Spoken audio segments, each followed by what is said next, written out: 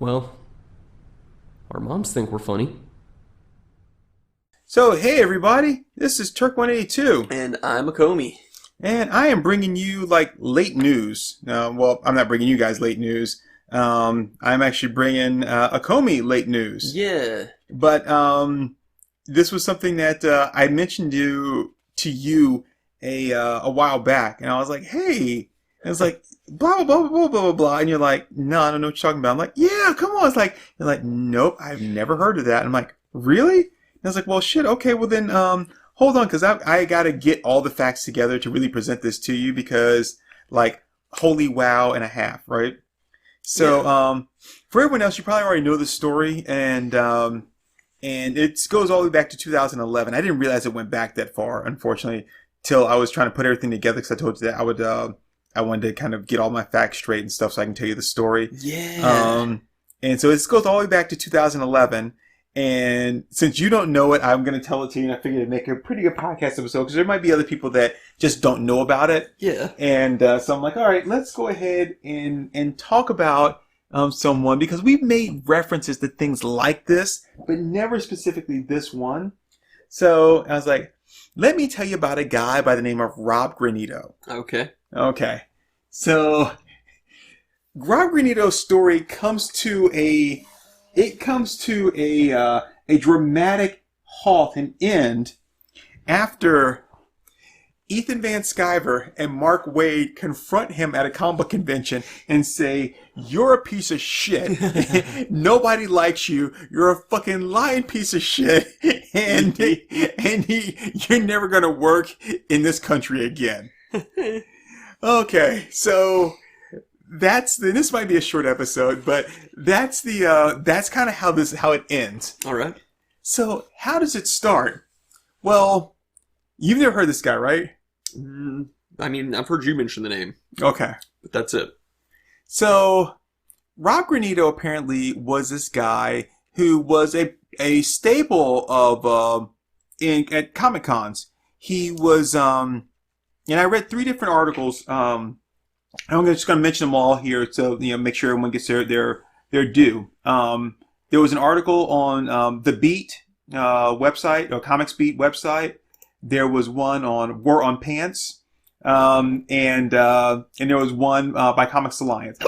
And so I kind of went at those because I had read about this one before, and I was like, "My research, let me go ahead and just look this up here." Yeah. So this guy was a bit of a staple at big Comic Cons, and he had worked all over the place for almost everybody. He'd done all kinds of work and was selling prints and work and had a big name for himself. He had a huge social media presence.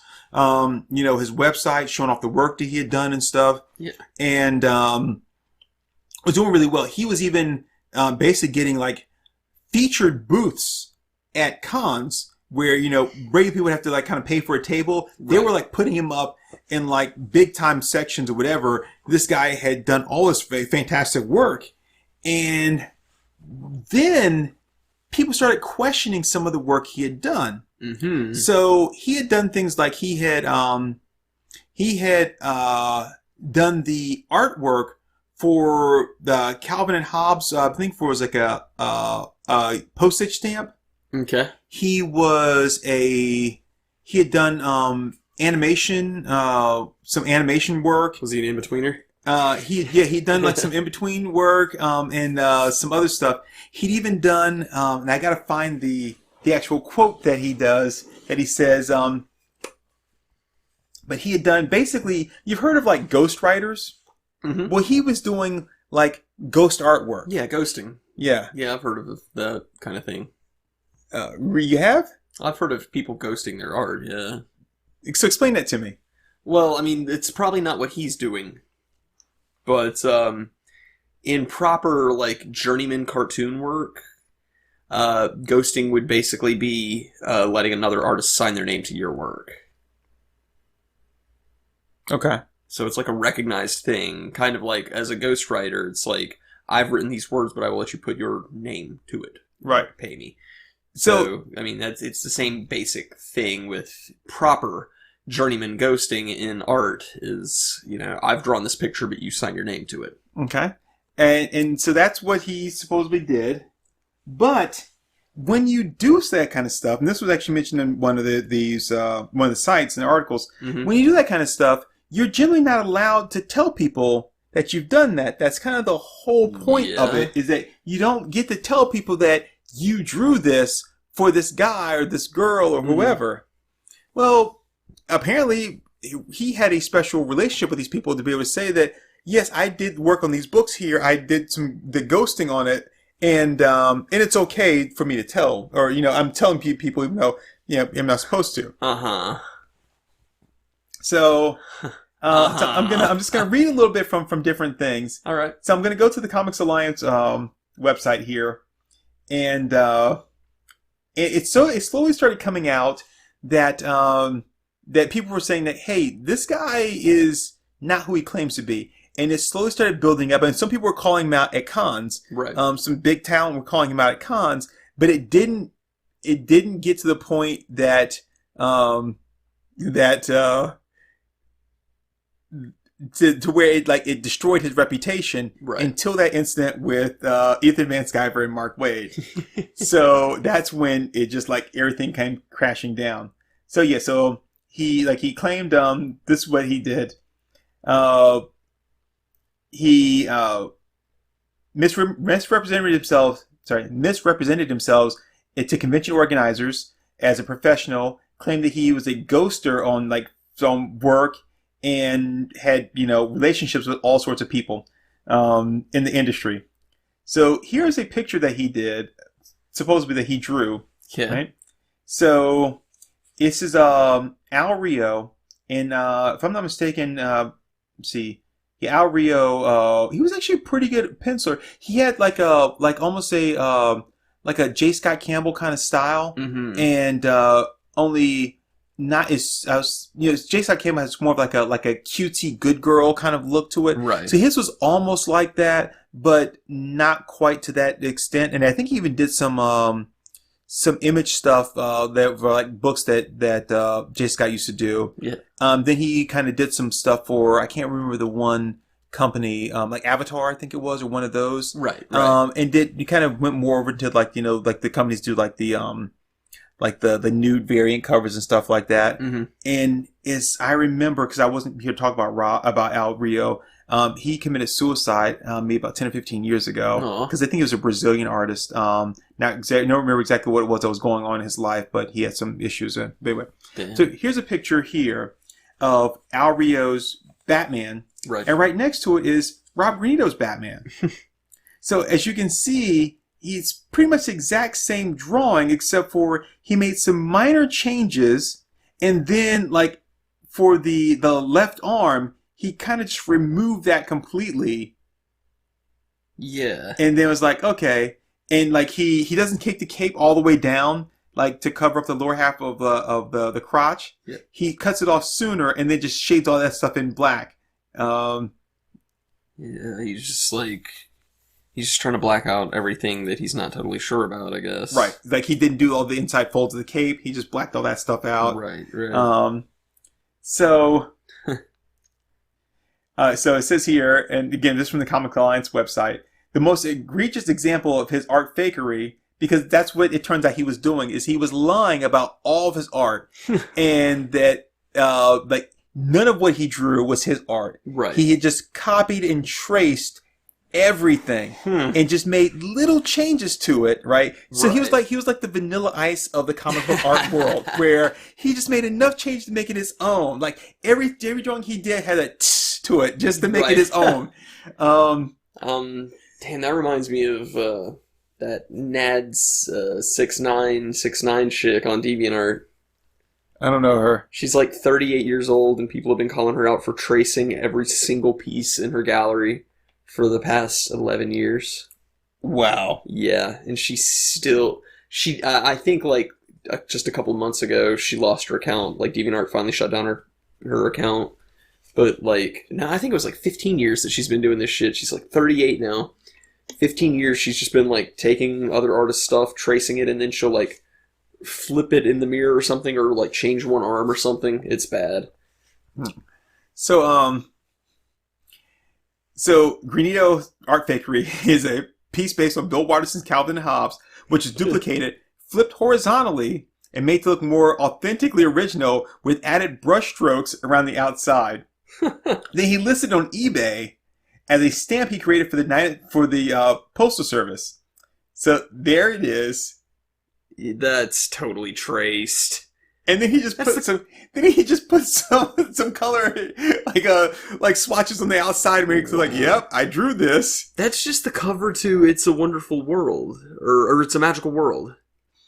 And I gotta find I gotta look up actually let me look up now on Google more Rob Granito, because there's a really, really, really nice picture.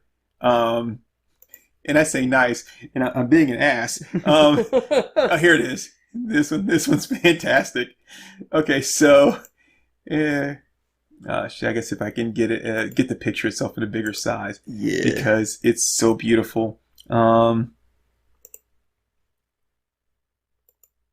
Shit, I can't. But anyway, here's this picture that he supposedly painted of Iron Man and War Machine, and then if you look, he just has like some paint on his face, yeah, to make it like a man. I was hard at work painting, but a real painter would not somehow get paint on his forehead and on his cheek and on his other cheek too. Like, yeah.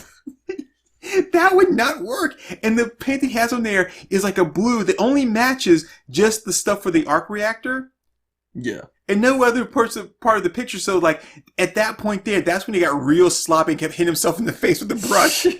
But he thinks that's what would make him look like a credible artist. That he actually painted this, is if he puts a little bit of paint on himself and like, look what I made. I mean, I've painted many pictures over the years, and I've never once gotten it on my face. Oh, that doesn't even look like a painting, though. Yeah, I guess that's what's it's supposed to be.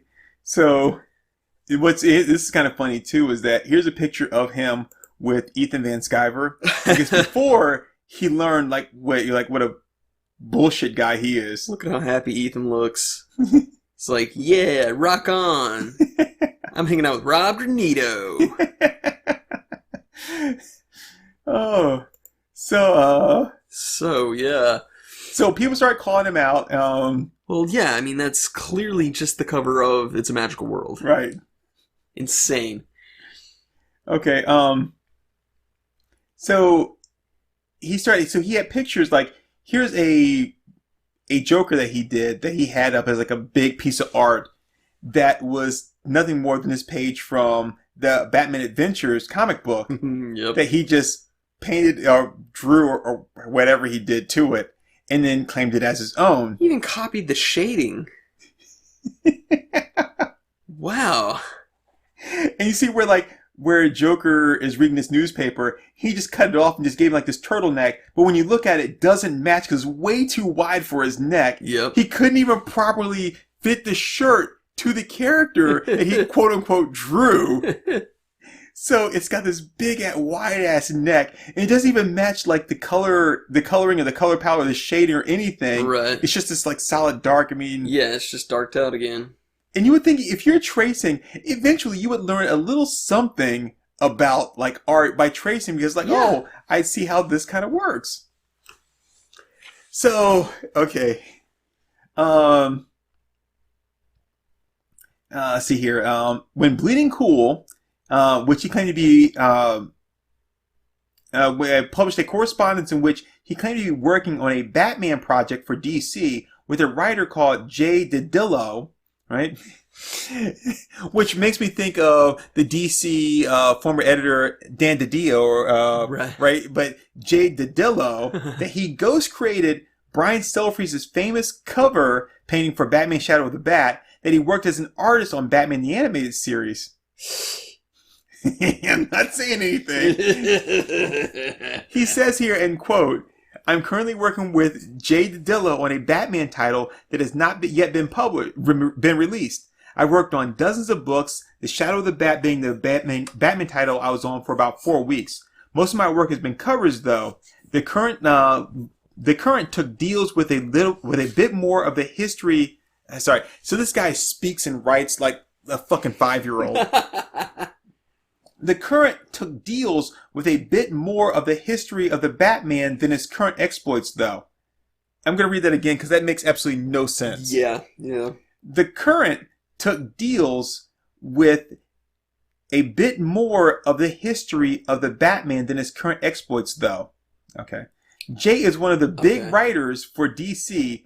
I think he typed this out because it's full of like misspellings. Right. Like, so he says, which I don't understand how you can misspell something in an email because it pops him as like, hey, you misspelled that. And he's like, fuck you, you misspelled that. Right, yeah. It's like, I'm the one that traces shit here. It's he's like Breaking Bad. Like, I'm the one who cops, okay? I am the danger. So he says, Jay is one of the big writers, WRITTERS, for DC. I probably BROBBIB.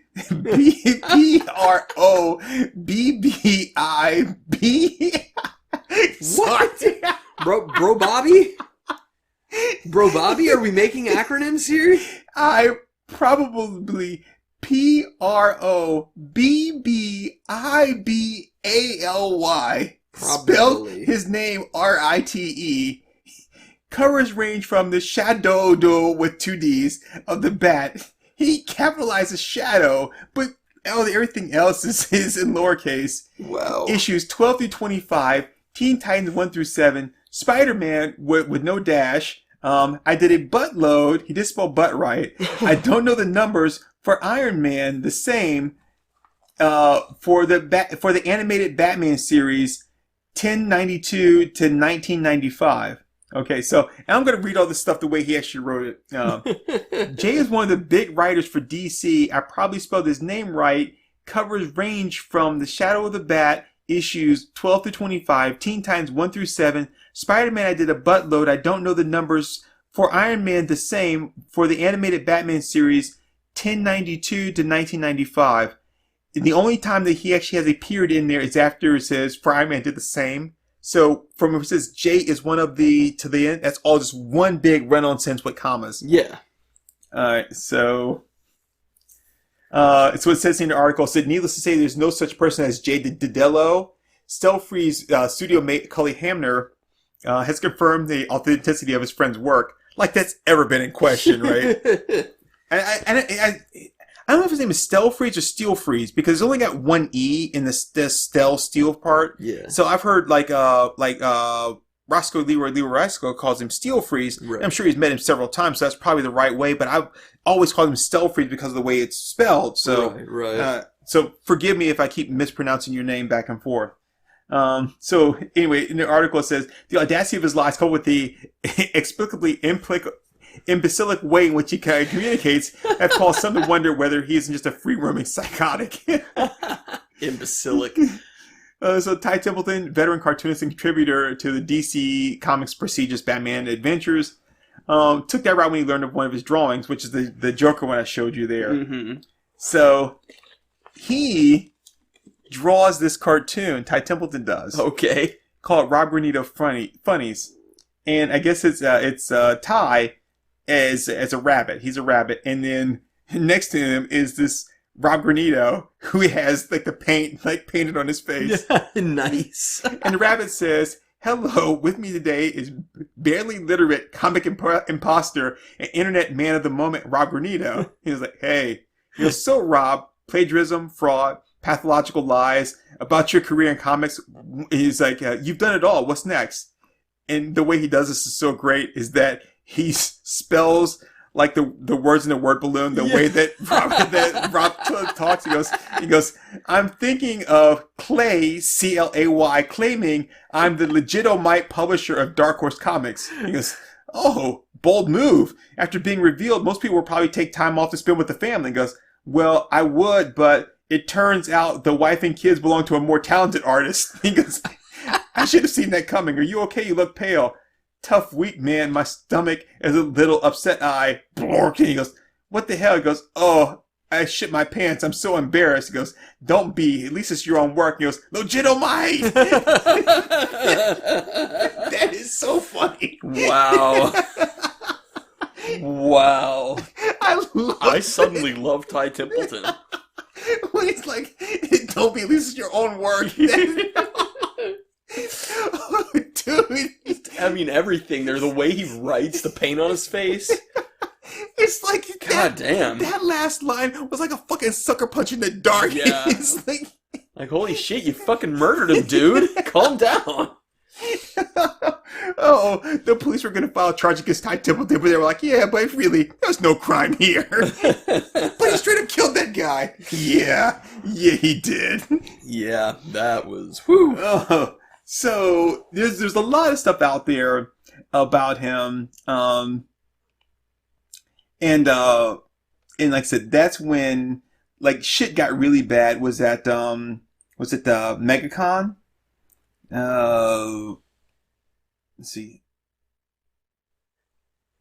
He's got his entire own Facebook page. Yeah, MegaCon. Not anymore. Well, he's got a Facebook page devoted to him now. Yeah, that's what I mean. Oh yeah. So I'm gonna go to another article now before I get to like the whole big thing. And this guy's on War on Pants. And he talks about being a fan of Rob Granito's for like the longest time and not knowing that he was not, that he was a fraud. Right. And he was like, yeah, and he used to have conversations with him, he would talk and all this kind of stuff. And he didn't realize that, would buy artwork from him. And, and so he says in it, and now I'm not going to read this whole guy's thing. If you really want to read it, go to War on Pants and look it up yourself and read it. But he says, I spent hours talking with Rob and author Patrick Thomas about the nature of their crafts and turned a relatively small, dull convention into something memorable. And then here he's got this Joker painting or art that Rob did. And he's even signed it there. It's Rob Granito. Pretty good size when judging by the frame. Mm-hmm. So the only problem then would be the nature of ghostwriting. And he talked about, like when you ghostwrite, you don't tell somebody that I ghost wrote this. Right. Sometimes it will say like a ghostwriter, but for the most part, people, there's this belief that you actually wrote this, these things. So here's a bunch of artwork that he has from Rob Granito. Wow. There's the Joker one is a Harley Quinn, a Harley, Batman, and Ivy, another Harley Quinn. This guy apparently really likes Harley Quinn. Apparently, it's like Superman and Green Lantern and Psylocke. So he goes, I run into him afterwards and seemed to always have bought something more from him. He usually mentioned I'm a fan of his and blah, blah, blah. And he goes, every time I've seen Granito, he was standing around or pushing sales. He goes, I've never once seen him draw anything. Every artist, big name or small, draws at his or her booth. It could be sketches or concept ideas, quick sketches for your fans, whatever, but they're always drawing, which is what we've, talked about before. It's like, if you see someone selling prints of their work, and you don't see them drawing anything ever, they're just standing up there always hawking and selling prints, then they're probably not the artist or an artist at all. Right. And they've just yanked all this shit from like the internet, and then have made prints of it and selling it as their own work. Yep. Because you will find, like I said, any real artist, doesn't matter if they have, like, it was that one guy we went to, I think it was at Heroes Con. He had that huge display of nothing but just portraits. Yeah. All superhero portraits. Yeah. But you could tell that all of those were his. Yeah. And he was somebody, he was also withdrawing something. Mm-hmm. If you see someone that has, like, a shit ton of work, and the styles are, like, drastically different from, like, a really cartoony anime style to like a deeper anime style to like a more of a straight comic book style, there's a good chance that none of that is their work at all. Yeah, to like a photorealistic painterly style. Right. So you remember this guy set up at a booth across from ours. It was like one over and one down. I can't remember which con it was. I don't think it was Heroes. I think it was one of the smaller ones. But they were all just like photographs of the Marvel actors. And he just ran like the Photoshop paint filter over them. I don't remember that. And his wife or girlfriend or whoever it was very adamant that he paints everything. You don't remember that? I kind of remember that conversation. They got pissy with us because I was like, oh, hey, I'm something of an artist. Can you tell me a bit about his process? Does he use reference photos? Does he do an underdrawing? She got mad at me. He paints everything. you see these kind of people at the mall. They would always have like the drawings of like, Pacino from Scarface and all this good stuff in here. They're always drawings like, well, they look so realistic, but they're always, there's never like, okay, here's a picture of somebody and I'm going to draw just them. It's always these big iconic scenes that they've just like redrawn, which is great, but I don't want a picture of like a scene from a movie you've just redrawn. I don't give a shit about that. I mean, I'm just going to get a poster of the movie. Why do you have that same image just drawn by you? Like, who the fuck are you? Well, it's because it's just like snatched from the internet and then, put in Photoshop with like a charcoal and pencil thing, and then like, oh, now it looks like it's been hand drawn. Yep. Yeah. Anyway, so, all right. So the guy says like, I've never seen, this guy draw. And then it says here he read the article on Comic Alliance, and so he says Granito has allegedly defended himself online by saying that he didn't mean to claim to be a ghost artist, that he just did ghost layouts. So he goes, I spent hours talking to this man, never once tried to correct himself. And it wasn't a crowded convention either. He goes, this was like 100 or two people in a few rooms in a hotel. Most people watching whatever. He's like, he never tried to correct himself or said that, oh, I didn't mean to misrepresent myself, or he's just like, yep, this is who I am. Yeah. So he apparently is interviewed, and his interviewer says, he goes, you also told me I've done stamps for the United States Post Office for both Marvel and DC Comics as well as Fox when I did The Simpsons and Calvin and Hobbes. He goes, we now know rather than this, you did a cancellation stamp for one post office, not Marvel, DC, or Fox, and the color image you sold of Calvin and Hobbes was printed from the original with a little paint around the edges. And he goes, do you see how your statements and your actions have caused anger? So Rob says, if anything I said caused anger, I just apologize. I should think before I speak sometimes. And laughter. He goes, it's like that. He goes, but it's like, it is what it is. I'm an artist. I didn't know I'd be judged for everything I said. I mean, innocent until proven guilty. I'm serious. That still means something to me, right? I did a cancellation stamp, so I didn't lie. I did do a stamp, and it was a real... You slapping yourself in the head. Yeah. It's like a Picard facepalm. So, I didn't lie. I did do a stamp, and it was a real one, so to me, that works. I know, God. I didn't lie. I have fucked a girl before. It just wasn't that girl. But I didn't lie. I've had sex. I didn't lie. I mean, I live in a house. It's not that house, but I do live in one. So you kind of see it like I didn't. It still works. Right. It still works. It's still a Legit-o-mite claim. So. I mean, I know I said I had 80 grand in the bank. I've only got $80, but it's still money, so it works. And it's in a bank. It still counts. So God. Now I gotta worry that everything I say will be taken out of context. I mean, why? I'm a comic book artist. I'm not running for office or something. No. We should never take anything you say as being real or hold you accountable. He didn't even trace that Calvin and Hobbes picture. He just printed it. I don't know, because that's what it says. The cover was printed from the original. Yeah. With a little paint around the edges. That's fucking ludicrous. So again, here's the Ty Templeton like Joker. Oh, criminy. Yeah, this is fantastic. So there's a website called Legit-o-mite. I guess it's not up anymore. Oh, that's too bad. Apparently got taken down.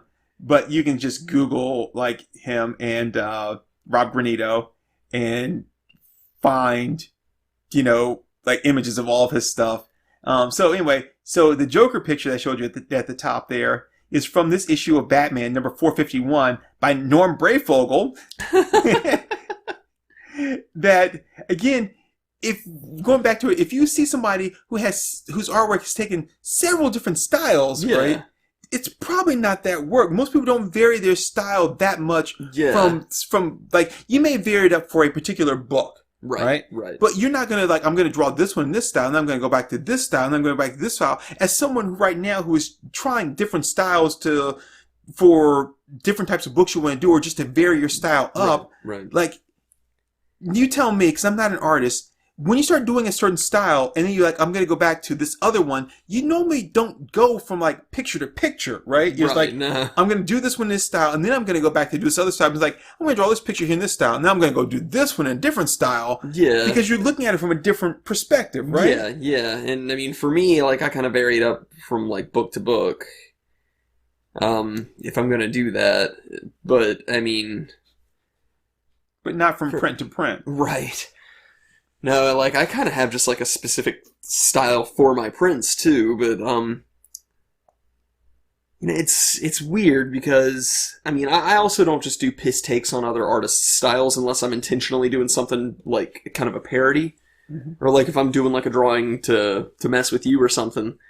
If I just decide, like, oh yeah, I'm going to make this look like a George Harriman, then I'll do that. But as far as something like this, it's very atypical to see an artist, like, be able to hold this up and say, oh look, I did this perfect Batman animated series Ty Templeton style versus this other guy here, where this guy is clearly, which was he on this Joker cover? Oh, Norm Brayfogle? Norm Brayfogle, okay. Because he's clearly, like, pulling a little more influence from, like, Neil Adamson.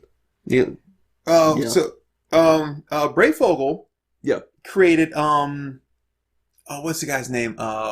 Prime. Okay. From Ultra Force? Yeah. Gooey Prime? Yeah. Yeah, he was the artist on Prime.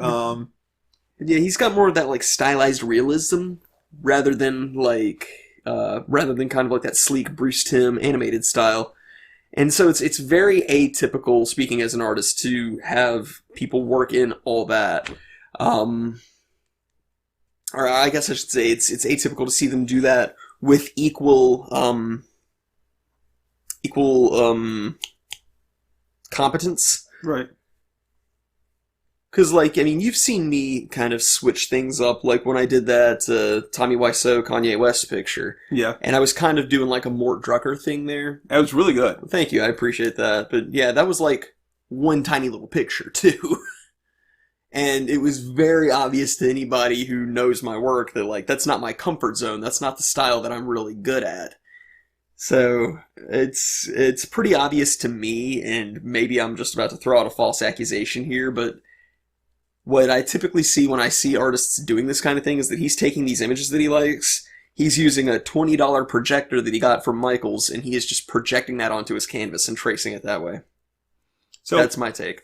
What I think is interesting is, like I said before, like, as you're tracing this stuff, you're not even learning anything from it. Mm-hmm. So in this particular one for the Batman, where he takes out the bat, he can't even properly fill in the areas where the bat isn't, like, where the when you remove the bat, where there's no art there. Right. He doesn't even know how to fill that in properly. So look at where the bat covers up the collar here on the coat, mm-hmm. and he has to draw the collar in, but he doesn't connect anything. Then he just puts a shadow there because he doesn't know how to fill the rest of that in. So the sleeve of the jacket just doesn't go into anything. Right. And even here where you took the other part of the bat, like, the sleeve of the jacket goes in and it takes this, like, sharp turn up and then, like, chops off the shoulder. Mm-hmm. And I see it, like, on the picture, it kind of does the same thing, but the bat's sort of in the way. Then you also have, like, a little bit of this, like, kind of like, where he's, like, shooting the Tommy gun, so he's kind of, like, shaking a little bit. Yep. Which would somewhat account for that. But in this picture here, cuts off part of the Tommy gun, mm-hmm. so you don't even see that. It's just... Which is just bad layout. Right. And you can't even fill in the areas that don't work. And it's just like, wow, you haven't learned anything. Like, everything he's done there, like, you're not, when you're cropping off something at a joint, like, if you're not doing a full figure drawing, you don't crop off at the elbow. You want it to either be, like, halfway down the bicep or halfway down the forearm. It looks like you planned it that way, but if you cut off at the elbow like he did there, then it just looks like it was an accident.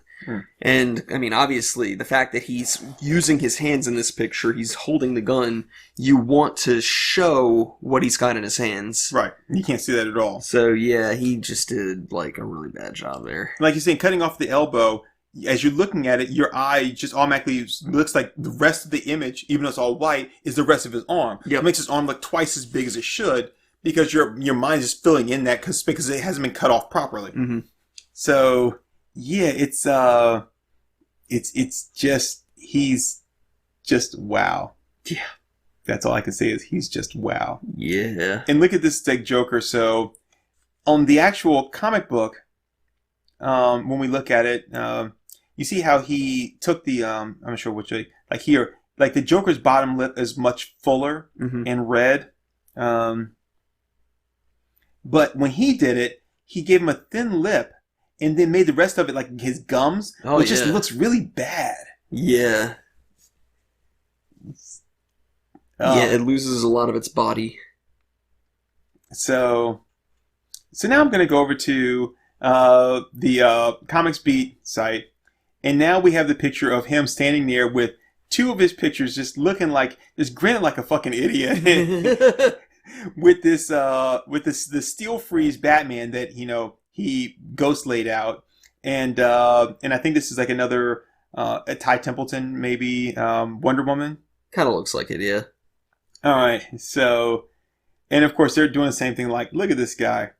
Let's see. So I'm just starting at the top of the article here. It says, by now you've all heard of this guy. And he's been passing off other people's work as his own, from Jan Duursema to Bill Watterson. He goes, check out a bit of his bio. So his bio says, Rob Granito, internationally known artist and illustrator, has worked for over 15 years in the genres of science fiction, fantasy, horror, and comic art. His name has been attached to major projects for companies such as Warner Brothers, DC and Marvel Comics, Disney, MTV, and VH1, where he's worked on comics, graphic novels, trading cards, animation, as well as books, CD, magazine, and novel covers. Sounds to me like this motherfucker can't hold down a job. Right. Rob's recent work has been on Iron Man 2 for Marvel, Spider-Man Archives, and X-Men for Upper Deck, Marvel Masterpieces for Rittenhouse, and the playbill for the Broadway musical, and posters for the 25th and 27th anniversary celebration of A Christmas Story. This guy gets around. He does. And never being one to ride on past success, Rob is currently hard at work on projects for Noel, Lois Lane Neal, and Olympic snowboarding sensation Ross Powers, a CD project for music innovators Midnight Syndicate, I've never heard of, and the soon-to-be-released USPS comic strip stamps, and a project for a few classic comic strip cartoons. That's a lot of different work for different things. Yeah. It's like, okay, but, cool. So, we've seen the Calvin and Hobbes thing. And then on his website, he says, which includes the FAQ, and they said, it's like, question, you worked on comic books? He goes, yes, I worked on several different books. Question, how'd you get it all done? The colors, the words, the covers, ... question mark. Well, I don't do everything for a book. There are several people that work on a book. There are artists that do pencils, inks, colors, cover artists, letterers, and of course the writers and the editors. Wow, you do all that? Like, who is supposed to be like this FAQ for? Like, I just came to Earth for the first time. Like, right. No, I usually just do one step depending on the book. I've done pencils, ink, colors, and covers in the past on several different projects, but there's still other people involved. So you didn't create Batman or write the books? Like, has this person ever looked at a comic before? No, this is an FAQ. So this is what he this wrote. Is something he wrote it. God. So this is what he wrote. Wow. To be like, I think people are stupid than I am. No, you didn't write the comic book? No. There's other people that are like, you didn't make Batman? I like Batman. So what book did you write? Okay, so, Can I go swimming now? Frequently asked questions mean that you have to have at least been asked it more than once.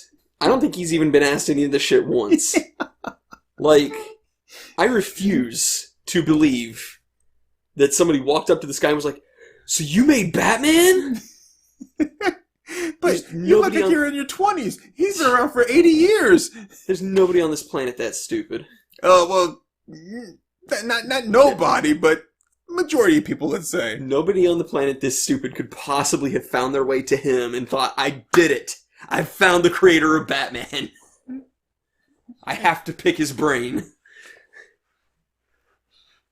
Oh, Christ. oh man. So, so Van Sciver and Mark Waid got together and confronted him, and it says here it looks like it was filmed. They got this video here. It's on YouTube of that, and Mark Waid has tweeted said, "Hey Granito, when you get comics' loudest left-wing hippie freak and loudest right-wing Nazi to join forces up on your ass, you have fucked up."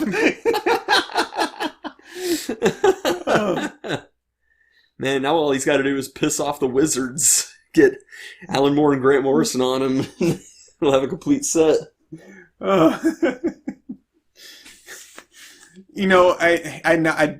Sometimes I write something and I'm legitimately like, I think that was kind of awesome. Or I think it's kind of funny. But normally I try to be fairly modest about my stuff. But the Alan Moore Watchmen thing that I sent you. Yeah. I can't help it. The thing I think is the funniest that I wrote in that whole thing was like, when it's 1988 and then I'm showing like Grant Morrison, like the new hot writer to his desk. And I tell him, I don't know why out of everything like that to me was like the funniest, but I'm sorry, I just got to pull up like the actual thing that I wrote. Yes, please do. Do you want me to read the whole thing or just that one part? Hell yeah. We're like deviating here, but no, it's fine. But this is because of you though. So okay, taking a step back here. So Acomi had sent me this cartoon, It's so and good. and the cartoon was hold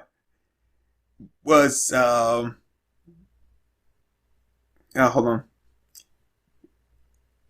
Here, actually, I just found it. Oh, there we go. So yeah, there's So the cartoon is done in a Dave Gibbons Watchmen style. it's perfect. And it's Dr. Manhattan standing behind Alan Moore, and Alan Moore is signing a contract in blood with he's pricked his finger and he's signing this in blood, and he says, "It's 1985. Alan Moore is jet lagged. I seized the opportunity. Just sign here, Alan, and the minute Watchmen is out of print, you and Dave will get all the rights back." And Alan Moore goes, "And how long would that be? Oh, what, 6 months? A year?" And he goes, "No comic has ever stayed in print that long. We have to look after our creators' rights, don't we?" I just love the idea of Dr. Manhattan like setting out intentionally to fuck over Alan Moore. This is my chance. So that got me to thinking, and it was like, was it a couple of days? Because I guess it was a day or two, yeah. Yeah. So it was that Monday. It was that Monday morning, and so I wrote you back this whole thing, kind of in the Watchmen style, and in this time I'm doing Grant Morrison as, I'm sorry, not Grant Moore, Alan Moore as Dr. Manhattan, and I say it's 1984. I'm meeting Jack Kirby at San Diego Comic-Con, because you kept sending me that picture of like the two of them at I the love con. that picture. And he goes, "I'm meeting Jack Kirby at San Diego Comic-Con. He's asking for my advice. He's been screwed over by Marvel, then DC. Now Marvel wants him back. I tell him, do it. There's no way they'd make the same mistake twice. In fact, I'm barely listening to him. I ask if he has Ditko's phone number. I think he'd be great on V for Vendetta." It's 1988. I'm showing a promising young writer named Grant Morrison to his desk at the DC UK office. I tell him that I think we'll be the best of friends. He replies in a thick Scottish accent that I mistake for Me Too. I just think that's so funny.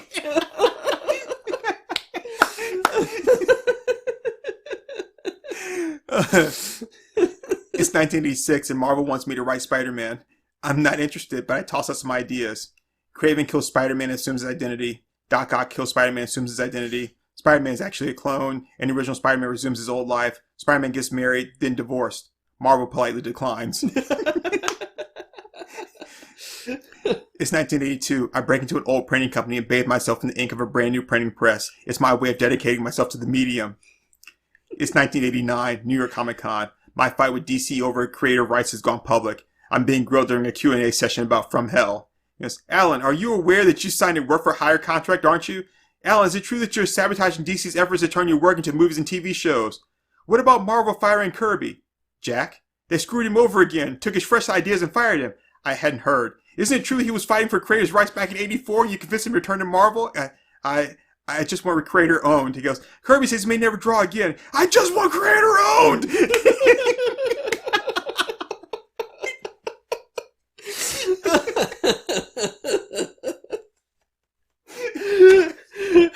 It's so good. It's so good. It's just the Grant Morrison thing. That's what kills me. I tell him I think we'll be the best of friends. He says I'm a mistake for me too.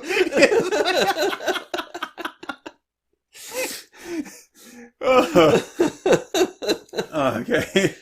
Yeah, so, for those who don't know about the Jack Kirby Alan Moore picture, it's a picture from San Diego Comic-Con from, like, way back in the day. And it's just great because Alan Moore is there in all of his frizzy-haired, long-bearded glory, like, bent over the table, wild-eyed, looking like he just swallowed a pigeon. And Jack Kirby's just standing behind him with this look on his face like, holy shit, I have to get out of this room. It's the best thing ever. It's like, I've been to war. Nothing scares me more than this guy sitting right next to me. It's so good. You should do it, Jack. There's no way they screw you over again. Oh, what? 6 months? A year? No comic has stayed in print that long. So here is apparently going back to good old Rob Granito. Oh yes. Here is apparently a sketch card that he did of She-Hulk, which is god freaking awful. Yeah, that's rough. And so Wallcrawler did some sketch cards for a place, and he showed me his work, and I know Wallcrawler's work, and you guys, if you listen to the podcast stuff, you've checked him out. You know his work. His sketch card work was pretty good. Yeah. And I'd seen before on eBay, because I bought some cards, and if you've ever bought trading cards, or if you've ever seen like the whole sketch card thing, you've got these cards that are done by a particular artist, or artists, plural, that worked on this card set. Then as a chase card, you get sketch cards, like 1 in every 6 packs will be a sketch card. Mm-hmm. So you assume the sketch cards are going to be by the people that worked on the actual trading cards. But they're not. They're farmed out to other people who are not known artists at all. Doesn't mean that they don't do good work, but they're not known artists. They're basically kind of anybody that can put a little bit of ink and color to a card. Right. And unlike when you're doing regular work that is like bigger and then shrunk down, you're actually trying to do this on a small actual trading card. It's the actual trading card. So trying to do that on a smaller scale can be kind of tough. Yeah. Looking at this sketch card he gives, because I saw some on eBay once, and I was like, what the fuck is that? I'm not buying that shit. That looks like dog garbage. Like, what is this? And it's like, who is this guy? I've never heard of this person before. Mm-hmm. So looking at this picture here that he did of a She-Hulk sketch card, one, I'm like, that's not She-Hulk. That's just some woman with green hair who is like sick and her face is turning green. Because that's not She-Hulk. It's a head that's floating just on its own. It's not connected. It's a profile shot that looks fucking horrible. Yeah. She's got a chin like Mac Tonight. I'm like, that is garbage. Who in the hell would have hired him to do that? Yeah, it's ridiculous. And I remember Walcroft was telling me like he had to send in a bunch of his work to kind of show like what it looked like, his quality, and he had to produce like crazy too. Yeah. I think he was doing something like 5 or 10 cards. I think like 5 or 10 cards a day or whatever to get, because he had to do so many. Yeah. So it's crazy. So how this guy ever got work? It must have been just because of his bullshit and saying, "Oh, I'm really good," and they're like, "Oh yeah, we'll hire you." Right. So anyway, so this guy is no longer out there making money off of stealing other people's art and all that kind of stuff. And a lot of people have come out and said, "Hey, look, this guy was pretty shitty. He stole from a lot of us, and passed our work off as his own, and of course now he's been shut down, which is great. Yeah. It's good that now like this guy is no longer around. So the question here, and this goes to show you just how smart of a guy this man really was. The question here is where I've been bearing the lead is, what did he do that brought Mark Waid and Ethan Van Sciver together to confront him at a con and be like, dude, from this point on, your life is over. Yeah. What did he do? All right, so this is what he did. Going back over to the Comics Alliance. All right. Oh, Ty Templeton. Yeah. So here we go. So anyway, Granito had taken the occasion of Dwayne McDuffie's recent passing to make himself appear more Legit-o-mite. After that, like, people were like, "That fuck you." And he posted, looks like on Facebook, "I would like to take a moment to pay my respects to Dwayne McDuffie. He was a pleasure to work with and a man that shaped our industry in childhood. Your work will be remembered." Admittedly enraged by Granito's invocation of McDuffie, that's when the two of them jumped on him and like, okay, first off, you've never met the man. You don't know anything about him. You never fucking worked with him. How dare you bring his name up to try to make yourself seem like you're somebody. You're not. You're nobody. You don't know this man. You should have never said anything about him. But now that you did, right, like we dealt with you for a while and just kind of let it pass. But now, like, your fucking life is over. Right. And it's like, dude, what the fuck? You know you're a fraud. Right. And you know that people in the industry know you're a fraud. Why in the hell would you grab the tiger by its tail and then try to feed it to a gorilla and think that that's going to work? Yeah. Like, you fucked yourself up big time. That's so stupid. And then you got your ass handed to you at a con by two legitimate people, not Legit-o-mite people that called you out for who you are as being just a big, huge piece of shit. And so going back over to War on Pants, he talks about the same thing. It's like, hey, this guy was, I knew him and I thought that he was like someone that, that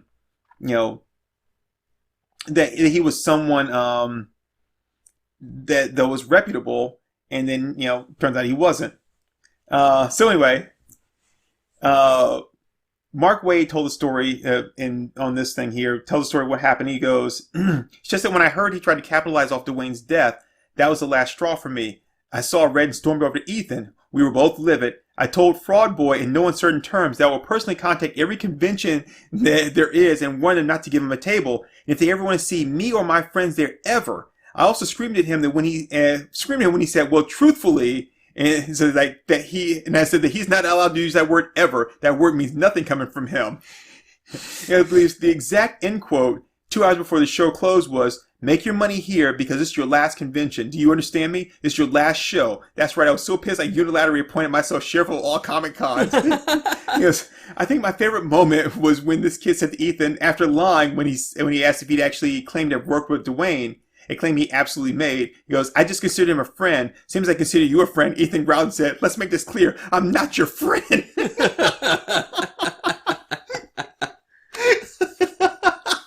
Damn. Oh shit. It's so fantastic, man. I mean, Fraud boy. And the thing is, people, they call them out, but they put up with this shit for the longest time. And then you're like, oh yeah, like Dwayne McDuffie, you're like, oh, hell no. And again, you know you're a fraud. Why would you do that? Like, why would you try to, like, someone you never worked with before, why would you try? Especially considering that it's like, he's a respected figure in the industry. Right. It's like he's got friends who know that you've never worked with him, who know that you've never met him.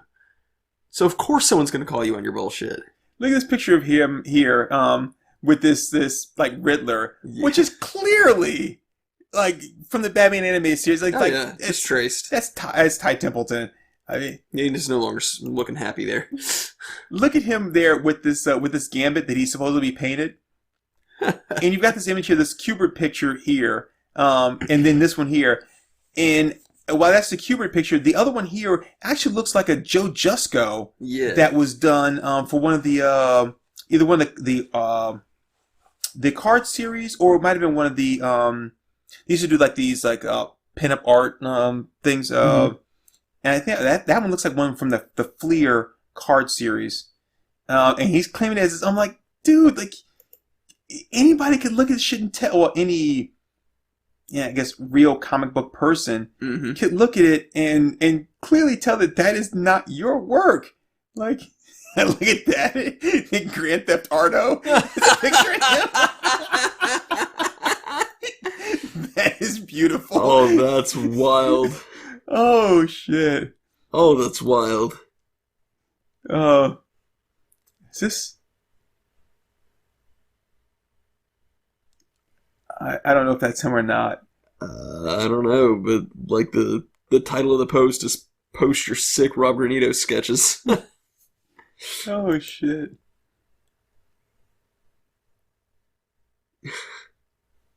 Oh wow! Look at that.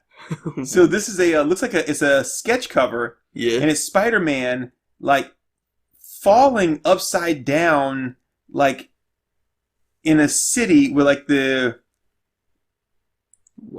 buildings were all like drawn with whiteout. Yeah. And then you've got this like photocopied like Spider-Man there, and I'm looking at this, I'm like, if I'm not mistaken, that's a Joe Jusko. I mean, Joe Quesada Daredevil cover. Yeah. He just replaced or drew like Spider-Man over Daredevil.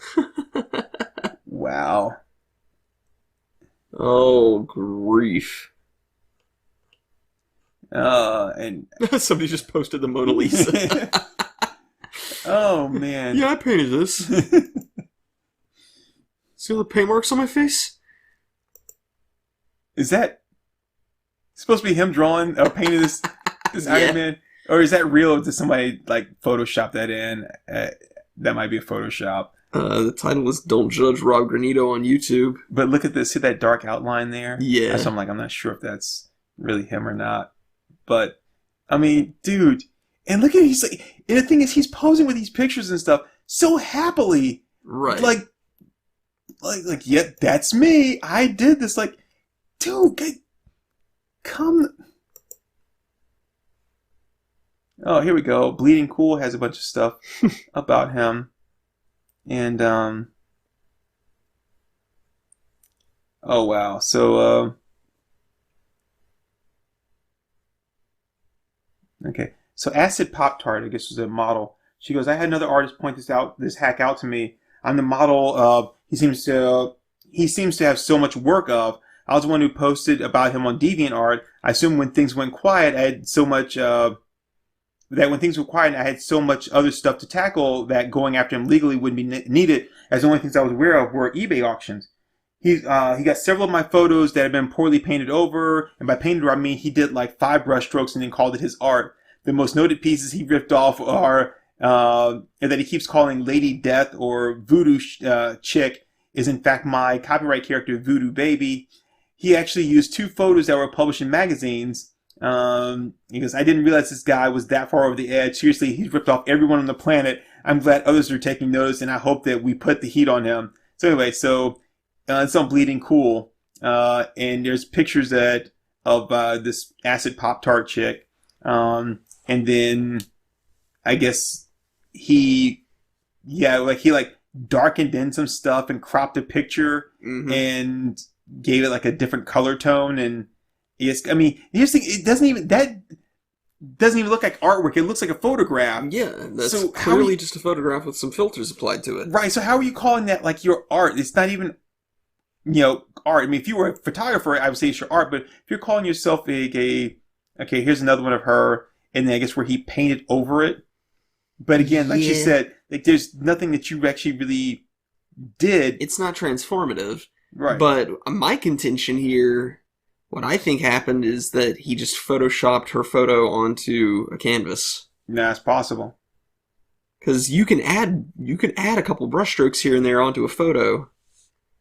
Okay, so here's the one that he did of her as Alice in Wonderland. And I think he actually did a little bit with that because the eyes are all fucked up. Yeah. Like, on her actual, like, photograph, she's looking at the bottom of the other one. It's like she's got, even, like, if you look at her gaze, like, one eye is, like, slightly off-center. Mm-hmm. Yeah, that one feels a little more freehand. And look at the weird, like just blob of paint he did right here at the bottom. Yeah. Like, right underneath her boobs. Like, and I see that it cuts off here, but you still got some of this, like, blob, like, right there on the actual painting. Like, I guess to make it look, like, more realistic. Yeah. Okay, here's that Gambit one again. Ah, there we go. Uh-huh. Let's see. It doesn't say who the, oh, okay. It's, I think this is I was saying I thought it was like a Joe Jusko, but it looked like it's a, like maybe a Kubert that they then, did like a digital painting of. Yeah. And then he changed it. That look right there still looks like a particular one to me, but it does favor this one quite a bit. Yeah. Oh, man. Oh, here we go. He ripped off Al Rio again. And all he did was they just reversed the image and then changed the picture from like a present in the woman's hand to a martini glass. That's fantastic. Wow. See, I don't even think he's like physically tracing that stuff. Yeah. This is as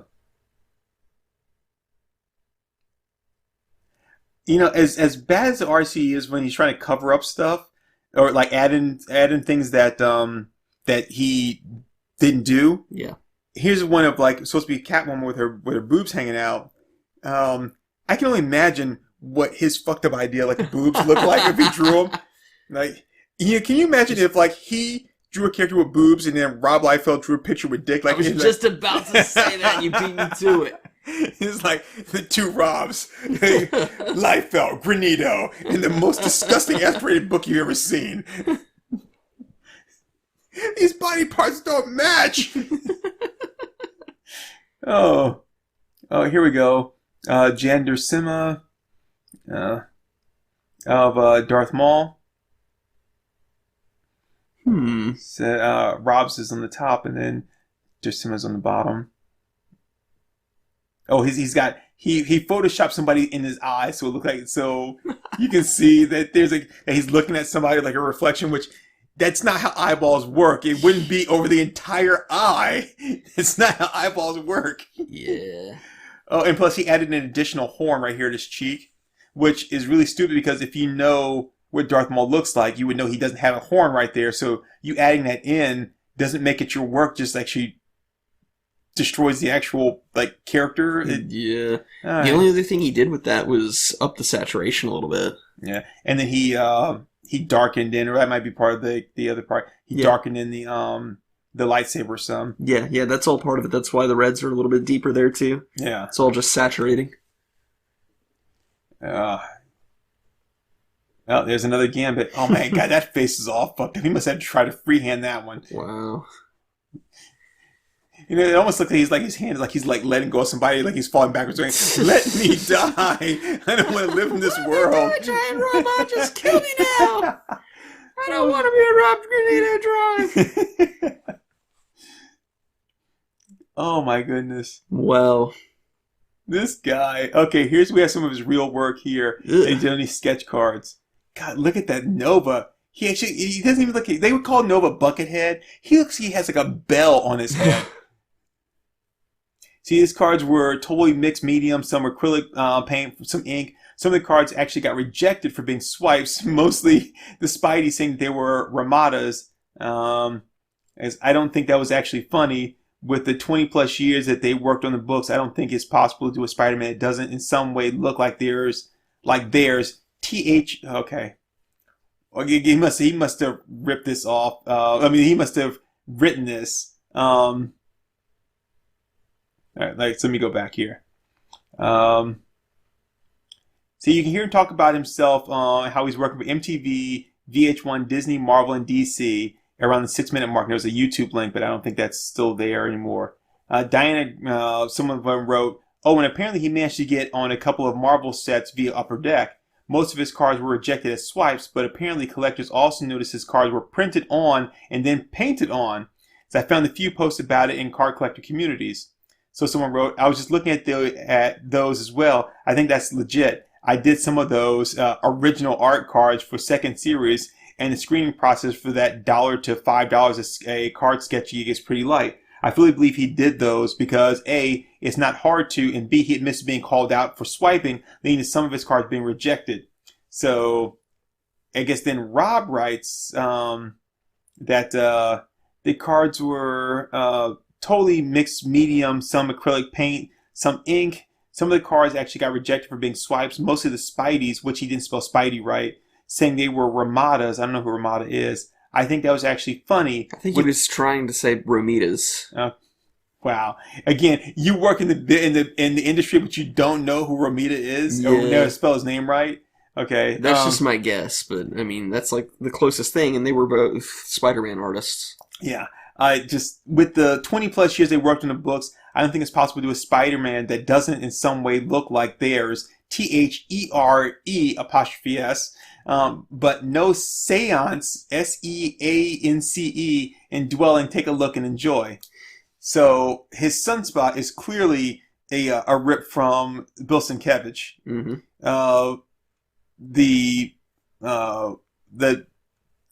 I'm just gonna say the Mystique's not bad, but it lacks any kind of originality. Yeah, the Mystique's not good either. Yeah.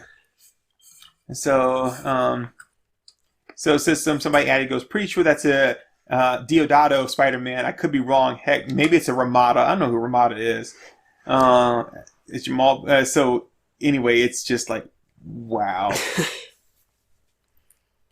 And then someone else found another swipe that he did of the turtles here. Yep. Wow. This is fantastic. Good grief. He doesn't even try to conceal it. Well, look at the jaw. You couldn't even get the fucking jawline right on this like Legion of Superheroes thing. But he gave like this like dick chin here. Like you couldn't even get that right. And then he didn't like. Okay, so look at like he had this extra shading here on Superboy's arm. This is on the Bleeding Cool. The actual like link is like bleedingcool.com. The comics more amazing film at Rob Granito. So he colored the cape in black, I guess, again, to make it his own. The S shield's all messed up. Mm-hmm. Like, and then he has this shadow that comes across here to make his arm look like it's being twisted. Yeah. He gave him, like, bigger hair, and then gave him that dick chin. Like, what? Yeah, that chin is just bad. Oh, my goodness. Oh, look at that. Another Calvin and Hobbes. Hey, fuck this guy. He flipped the image. Just fuck this guy. Don't mess with Bill Watterson, man. Look at him when he's so proud of it too. Kick the shit out of him. And look at that. I mean, look at that shitty ass grin. That look at his face. Like he looks like he legitimately like I made this. Like yeah. Oh my goodness. Maybe there's something wrong with him. Like maybe he legitimately thinks that because he spent 5 minutes in Photoshop and printing it, that it makes it his. Maybe so. I don't know. That's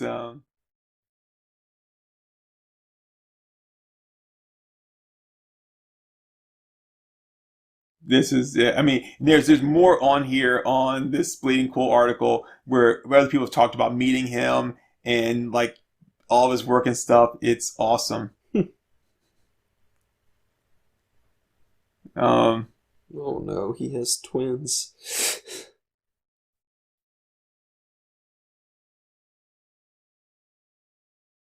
Can't even have one kid without the other one copying it. Okay. So someone said here, MegaCon Orlando, Florida starts today. This is at the time of this article. Granito as a comic artist guest. Do let Bleeding Cool know if he shows.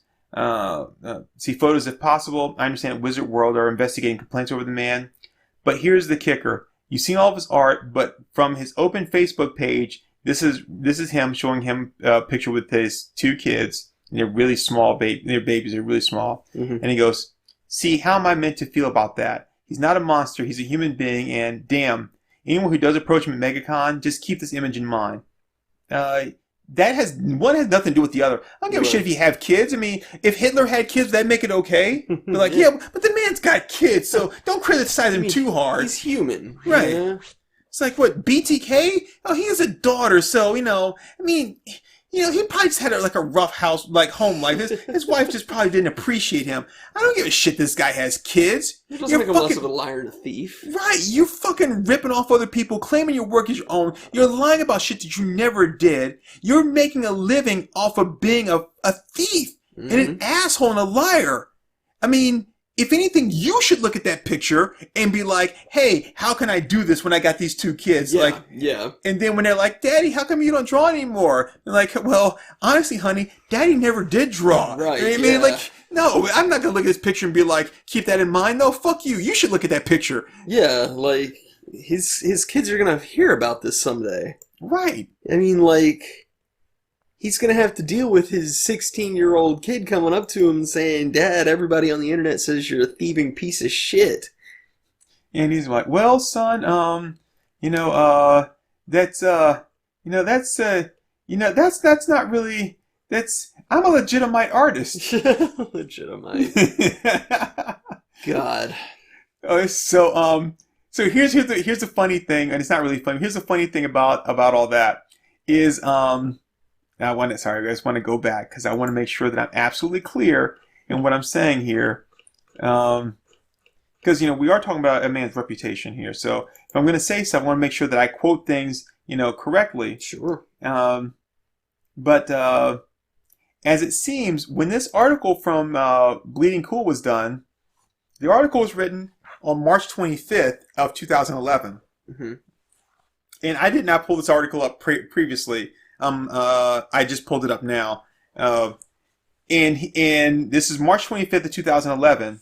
And the guy that wrote the article, Rich Johnston, he says in here, MegaCon in Orlando, Florida starts today, and he is a comics artist guest. Let us know if he shows up. And he says here, if you do see him, keep this in mind. The other article about him being confronted by Ethan Van Sciver and Mark Wade, right? That was on the that was on March 28th. So that's the con that they confronted him at. Days after, they were like, "Hey, if you do have to go, Sam, keep this in mind." And Wade and Van Sciver was like, "Fuck that." You know what I'm gonna keep in mind? D's. Nuts. Oh, and I'm getting all kinds of schadenfreudes off of this. I really am. But I mean, just come on, dude. You did this. I didn't do this to you. You did this. You did this to your damn self. So, no, I'm not going to feel sorry for you. And I am going to laugh at you. And I am going to make fun of you because fuck you. That's why. I mean, you're making decisions here. On a daily basis, you were making decisions and deciding, I'm going to take this existing picture that somebody else busted their ass to do, and I'm going to copy it. Yeah. And then I'm going to claim that it's mine and claim that it's original. It's just a shit move. Yep. But hey, we've been going for an hour and 13 minutes. Yeah. A lot more attention this guy needed, but I had to tell you the story, man. I had to. Yeah, that's insane. I've never heard of any of it. And it blew me away when I first mentioned it that you had not heard about this. I'm like, Are you serious? Because this was big shit. Even when I found out about it, it was already a couple years old. Yeah. And I was like, wow. Wow. Yeah. I mean, I usually try to keep my finger on the pulse of the comic news stuff, but man, I just completely missed that. Oh man, yeah, it's so freaking awesome. And the only reason I take such, pleasure in this is because we see these kind of people all the time. And even though I'm not an artist, you're stealing someone else's work, you're claiming it as your own, and you're making a shit ton of money off of doing nothing. Mm-hmm. Absolutely nothing. And, we see these guys at cons that are selling these prints, and they're selling shit tons of prints. I mean, we never make table, Right. And these people are making table plus selling someone else's work. We're trying to do, like, our own work, like, creating something brand new, and they're just ripping people off. And I'm like,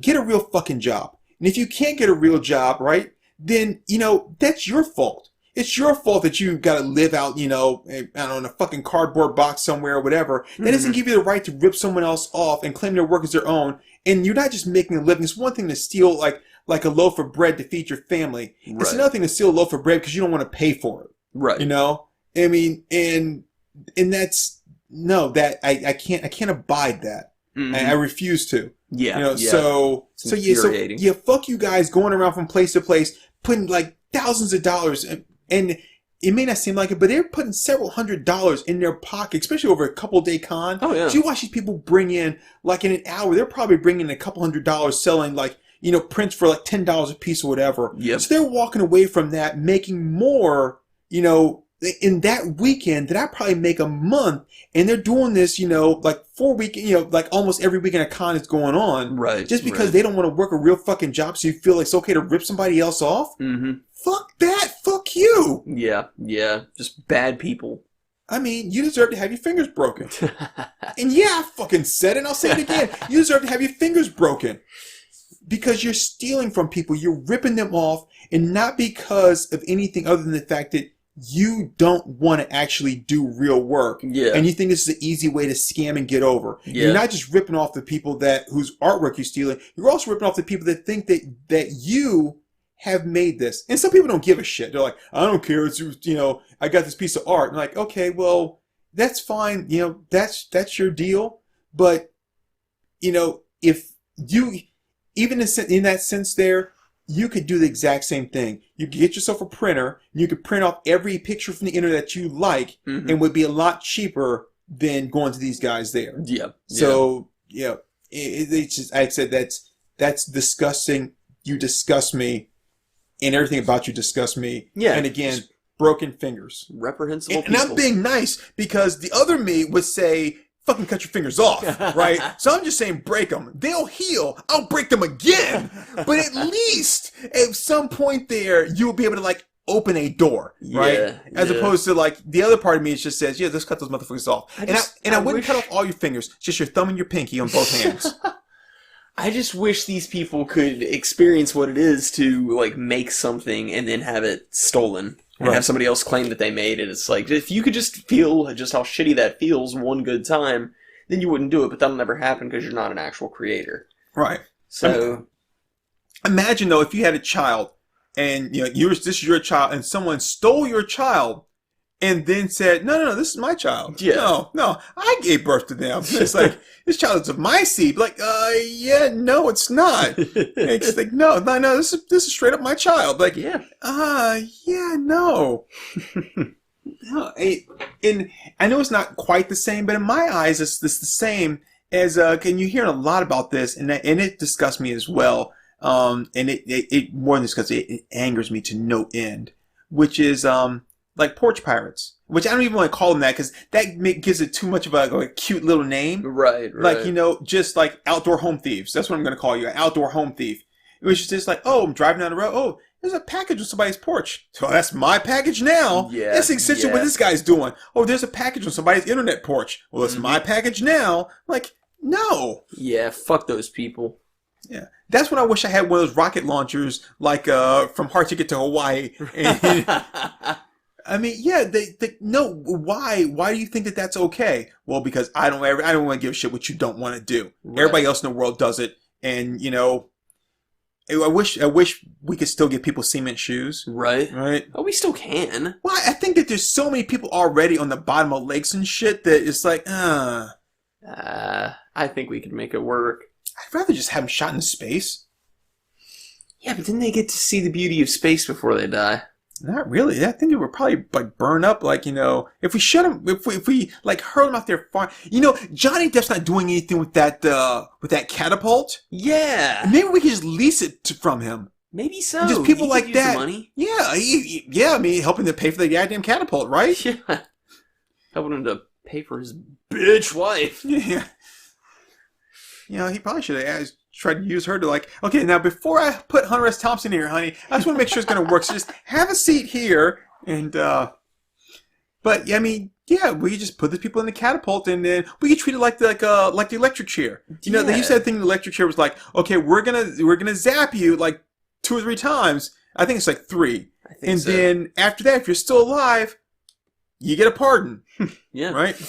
Okay, well, I'm going to put you in the catapult, and then if you survive, we'll just call it even. Yeah. Until you break the law again. And then we launch them into a volcano. That's not a bad idea. Yeah. It's like the catapult won't kill you, but the landing will be a doozy. But it'll be soft. Actually, you probably won't even feel the landing. Probably not. Because if it's an active volcano, the heat of the lava is so hot that you'll actually burn up before you even touch it. Yeah. So nice and humane. Yeah, that's exactly what I was going to say. Nice and humane. You'll never tell me I'm not a peaceful person, God damn it.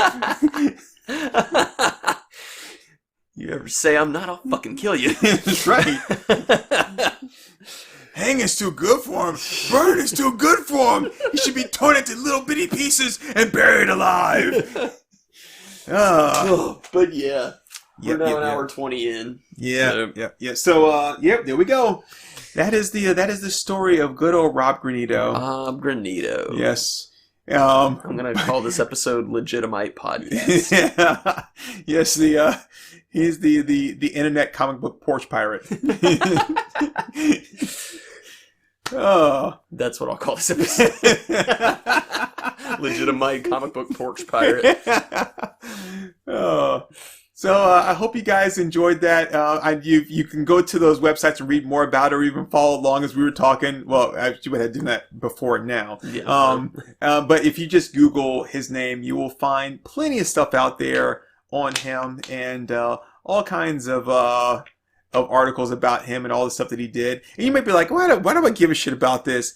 And you may not give a shit about it because you don't maybe care about comic books or that kind of stuff. But just the idea of this guy portraying himself as something, and not just the comic book portion of it, but him just going out there and like, yeah, I've worked with MTV and VH1 and Marvel and DC, and I made stamps for UPS. Well, I did do a stamp, so I didn't really lie. It's like, you said you've been in outer space. Well, like, isn't there space all around me, right? Aren't I in a space right now? So I didn't really lie. I mean, I jumped 8 inches off the ground, so I mean, I was up in the air. That's space. Yeah. You once said that you were president? Right, president. In school, I was the president of the comic book club. Now, I was the only person in the comic book club, but I was still the president, so... I'm president of the Me fan clubs. Yeah, so I bet you he's not even the president of the Me fan club. He hates himself. I hope he does. There's only one member, it's him, and he's still not the president. Yeah, I really hope he hates himself. Yeah. So anyway. There you go, man. My name is Turk 182. Yeah, I'm Acomi. And yes, my name is not original. I did borrow that name from a movie, and I've never hid from the fact that I took my name from a movie, but I've never actually claimed to be the guy from that movie. Yeah.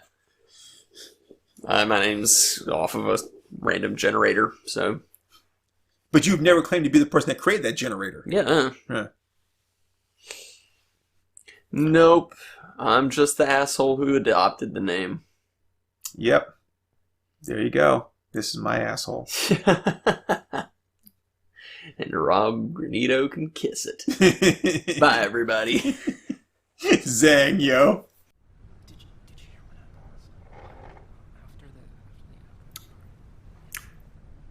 All right there, folks. That was Our Moms Think We're Funny. Let's give them a hand.